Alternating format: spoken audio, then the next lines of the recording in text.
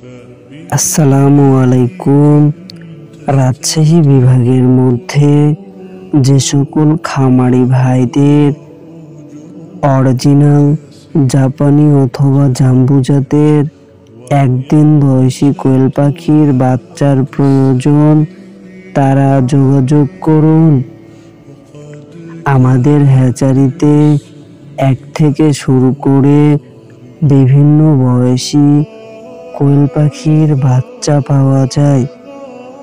সরাসরি আমাদের হ্যাচারিতে এসে পছন্দের পাখিটি ক্রয় করতে পারবেন।